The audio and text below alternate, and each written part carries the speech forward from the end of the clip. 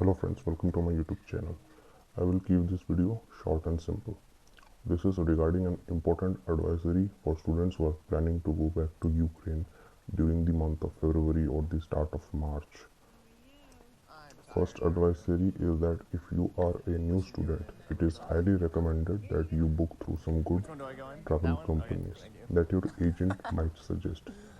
I personally prefer those travel companies who exclusively deal in Ukraine and sending students to Ukraine. For this, you can get in touch with your seniors, or sometimes your agents will help as well, or you can just search the internet. There are a lot of companies like that. Next advisory is if you are a student who have traveled to and from Ukraine, basically you are a senior and know how to get there.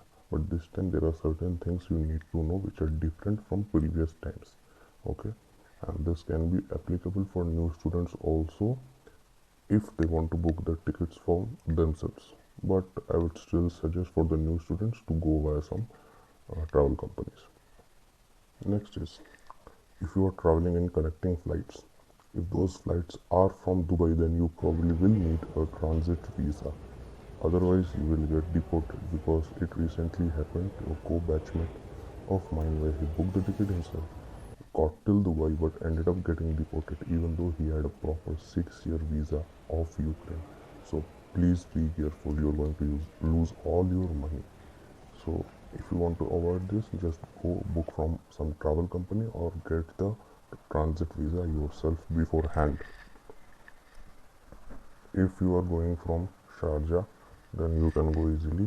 Next is also via Qatar you can go, but right now even I am confused about those, but I think there shouldn't be any problems because some students have went.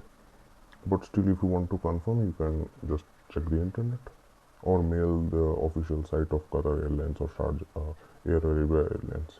However, another thing you need to know that in these flights you will need a proper negative RT-PCR test, which should be done within 72 hours prior the flight departure. Next is regarding the direct flight from Delhi to Kyiv. Here you won't require any RT-PCR test. I personally recommend this. My reason for recommending this is that a friend of mine, she booked the ticket, got the test done just before the flight, but the test came out positive, so she couldn't go and she again ended up losing all her money. So I don't want you guys to lose your money too. What I suggest is that you can go via this and keep yourself extra protected all the times. That is the best thing. Another thing you need to know for this flight specifically is that since it's a direct flight and since you do not need any RT-PCR test, in this case, for entering smoothly into Ukraine, you will need a COVID insurance, which you can get from the site that is visitukraine.today. So let's go over to the site. This is the site. Here make sure you have ticked on to Ukraine, or normally it will be ticked, so there is no problem with it. Next, scroll down until you see this part, health insurance and certificate covering COVID-19 treatment and observation. Here you click on fill in the form. After that, this will come. The last name you have to put, first name you have to put, passport data, country of residence, your birth date, email. Here if you already are a senior and you have a Ukrainian number, you can put that here, or you can choose India and put the Indian number, doesn't matter. Date of entry into Ukraine, this is a special thing. You have to select the flight date, or basically when you are entering the Ukraine.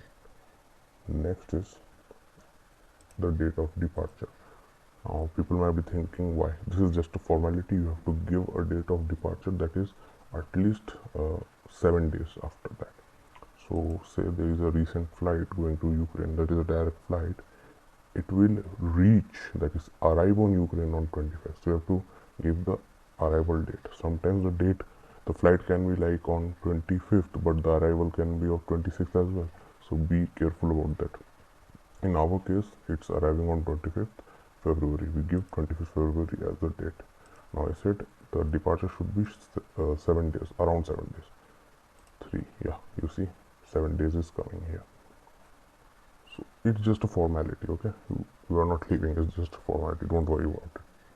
Next is consent to the processing of personal data. You have to tick mark this.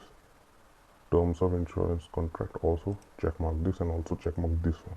It's very important. Do not forget this insurance policy covered 30,000 euro. Please, it's important. I don't know why, but it's important. Then after that, you come here, sign the contract. It will all be visible once you fill all the details, and you have to pay around. It will be around 1,000 rupees around. So then you get the printed form, or you can get the form in the email and you can print it, and then just take it with you, and you will safely and securely enter Ukraine. So this was all for today's video. Thank you, have a nice day, and please like, comment, share and subscribe.